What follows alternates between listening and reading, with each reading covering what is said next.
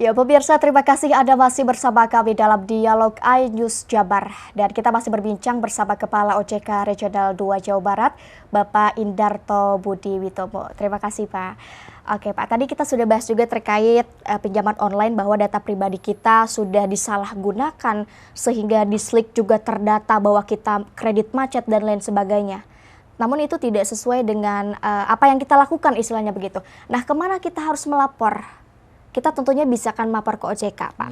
Nah, itu bagaimana pengaduan terkait permasalahan hal tersebut, Pak? Baik, mungkin perlu diklarifikasi dulu. Jadi kalau yang namanya pinjol ilegal, kemudian kita nggak bayar, itu tidak akan masuk Slick. Oh gitu. Ya, karena memang ini Slick itu ya otomatis industrinya adalah industri keuangan yang legal. Jadi tadi bisa saja tadi pinjol mau jadi anggota Slick segala macam bisa dimungkinkan. Jadi kalau misalkan masyarakat dengan informasi tadi datang ke OJK, kemudian ingin mengetahui apakah Slick saya seperti apa, datang nanti baru itu kita, bisa dibaca. Kalau memang ternyata di situ ada pinjaman kita, ada pinjaman yang kita tidak pernah merasa pinjam, maka harus menghubungi bank yang bersangkutan. Nanti baru kalau misalkan sulit bisa kita bantu juga. Tapi yang jadi dipastikan bahwa OJK tidak bisa melakukan perubahan data yang ada di Slick. Karena data Slick itu hanya bisa dilakukan inputnya dan perubahannya oleh bank yang menjadi peserta Slick. Oke, luar biasa.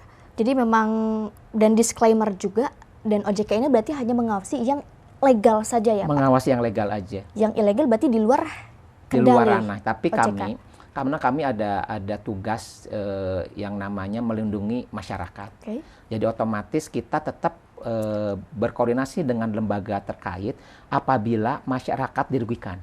Okay. Jadi kita pun preventifnya adalah koordinasi kita misalkan tadi kita ada satgas pasti tadi, kita bersama dengan patrol cyber dari Kemenkominfo. Kita bersama-sama untuk tadi memblokir. Itu kan salah satu upaya kita dalam rangka mencegah mereka menipu masyarakat dalam tanda kutip ya. Jadi kita berusaha seperti itu. Okay. Jadi ada beberapa upaya yang kita lakukan dalam rangka jangan sampai nanti masyarakat terjebak oleh pinjol yang ilegal. Berarti ya, sama dengan edukasi, maaf, Pak. Sama edukasi. Okay. Jadi makanya tadi kepada masyarakat yang disampaikan sebelumnya oleh Teh Nurul bahwa penting bagi masyarakat apabila kalau mau pinjam pinjol ilegal tadi pastikan tadi 157 atau 081 157 sangat mudah kok. Betul. Emang ini kan kalau ngebahas pinjol tadi apalagi Pak, kita tidak merasa meminjam uang gitu, namun sampai terdata di Slick dan lain sebagainya, itu kan bahaya juga bagi kita, iya, Pak. Kita sangat dirugikan, Pak. Betul. Nah, apakah ada dari Bapak sendiri khususnya tips agar kita aman gitu melakukan pinjaman online, Pak, gitu? Apakah ada tips? Kalau kita bicara pinjaman online, kita bicara tipsnya amannya. Pertama kita kenal dengan istilah kalau kita sebut 2L. 2L. Legal dan logis. Oke.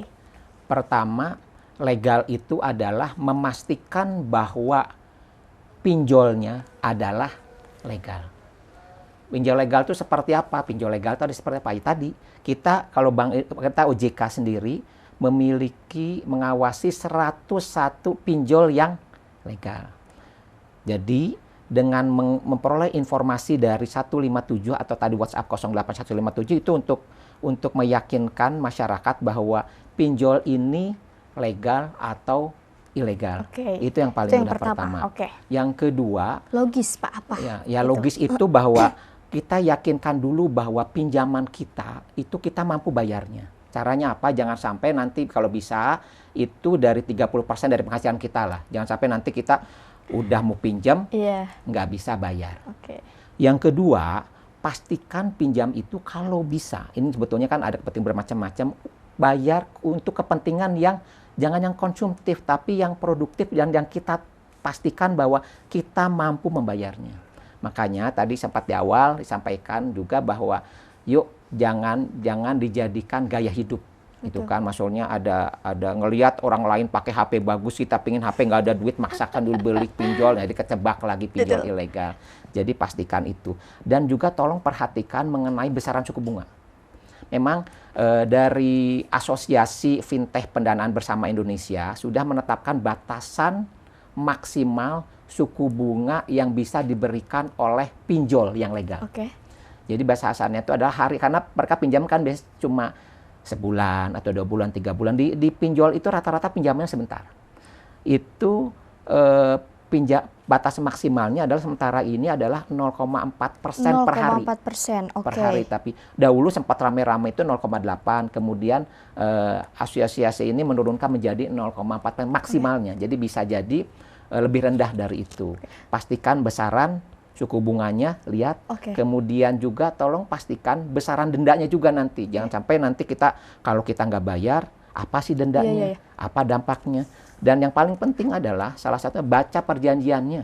Kadang-kadang kita udah nggak mikir syaratnya apa, nggak lihat, dapat duit sekian, karena syarat dan ketentuan kadang panjang banget gitu mungkin. Betul. Ya Pak. Dan minim literasi itu orang Indonesia mungkin jadi skip. Kita nggak tahu ada ketentuan di dalamnya gitu. Iya, berapa besaran nanti kalau denda, kalau kita terlambat bayar berapa sih nanti harus dibayar bunga dan segala macam. Berarti ini mengenai suku bunga kan tadi sudah ditetapkan maksimal 0,4% per hari. Berarti jika ada yang menetapkan lebih dari itu bisa saja itu ilegal, Pak. Apa bagaimana? Ya, itu salah satu kemungkinan bahwa dia ilegal. Kan tadi kalau legal ilegal itu sebenarnya gampang ke 157. Tapi kalau kita lagi males cuma ngelihat doang, suku bunganya besar sekali, otomatis ini bisa jadi ilegal. Luar biasa. Jadi banyak tips and triknya. Yang pertama kita harus make sure dulu apakah aplikasi itu legal atau ilegal. Bisa kita calling ke 157 atau ke 081 157 157 157. Kemudian juga harus logis. Kita harus bisa melihatlah bagaimana kemampuan kita untuk membayar, pemirsa, begitu. Jadi jangan sampai karena kita konsumtif untuk gaya hidup, ya pinjaman online ini dimudahkan lah, digampangkan gitu oleh kita semua. Jangan sampai seperti itu. Apalagi mahasiswa, Pak. Mahasiswa banyak sekarang. Di kalangan mahasiswa sampai ada dosen yang menjadi salah satu sasaran nomor nomor darurat. Itu banyak sekali, Pak. Luar biasa. Memang pinjaman online ini kadang memang membantu, namun juga banyak lainnya sangat merugikan kita juga. Betul. Begitu ya, Pak. Nah dan ini Pak Indarto, saya pernah dengar bahwa bulan Oktober ini adalah bulan inklusi keuangan, Pak. Betul. Atau BIK. Betul. Sebetulnya apa? Jadi, bulan inklusi keuangan ini. Bulan inklusi keuangan itu sebenarnya kalau kita bicara inklusi keuangan adalah ketersediaan akses pada lembaga jasa keuangan utusnya, kemudian kita produknya, kemudian layanan jasa keuangan untuk kepentingan masyarakat. Sebetulnya supaya masyarakat bisa mengakses keuangan tersebut dalam tujuannya apa? Dalam rangka mensejahterakan masyarakat.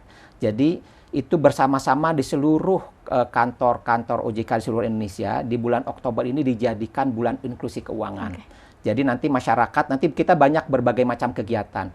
Pada intinya adalah mencoba untuk menjadikan yang usaha menjadi bank, tadinya unbank jadi yang tadinya tidak bankable jadi bankable bisa, ataupun tadinya yang tidak terakses oleh kredit menjadi terakses oleh kredit, bisa juga tadi individu. Jadi kita bersama-sama dengan instansi terkait juga dengan industri jasa keuangan, kita mempromosikan, kita punya produk loh MKM dan segala macam, supaya nanti masyarakat bisa ada pilihan, oh kalau saya mau pinjam kredit di sini loh, oh kalau saya mau nabung di bank ini loh. Jadi mereka teredukasi dengan baik. Sebetulnya dari kalau kita bicara terkait dengan industri keuangan ada 4 hal yang kita selalu sampaikan. Pertama adalah terkait perluasan akses. Kemudian kita juga sebetulnya dengan ketersediaan produk dan layanan, udah perluasan akses, kita ketersediaan produk dan layanan jasa keuangan. Kemudian kita lihat juga penggunaan dari produk dan jasa keuangan. Kemudian kita melihat dari kualitasnya. Jadi kita mengupayakan bahwa produk-produk layanan jasa keuangan yang diberikan oleh industri jasa keuangan itu bisa membuat masyarakat semakin mudah untuk mengakses, semakin mudah pula mereka untuk menjadi sejahtera karena tadi ada tersedia berbagai macam pilihan. Di situ nanti akan ada pasar, ada pasar UMKM, nanti banyaklah kegiatan. Jadi memang salah satunya berarti inklusi keuangan ini untuk perluasan akses, untuk mensejahterakan masyarakat nantinya. Betul. Berarti kayak e-wallet itu juga salah satu. E-wallet juga nanti ya, dalam pelaksanaannya kami selalu berkoordinasi dengan Bank Indonesia. Betul. Bahwa nanti kemudian Bank Indonesia itu mengenalkan istilahnya ada cashless transaksi. Nah, mereka menggunakan kris. Oke, Jadi itu apa Bapak? Nanti tapi akan kita bahas biar pemirsa juga penasaran di rumah nanti. Pak Indarto mohon izin, pemirsa juga di rumah jangan kemana-mana, jangan dulu beranjak karena kita masih akan lanjutkan dialog kita pada pagi hari ini. Namun kita akan jeda terlebih dahulu. Tetap bersama kami dalam Dialog Ayus Jabar.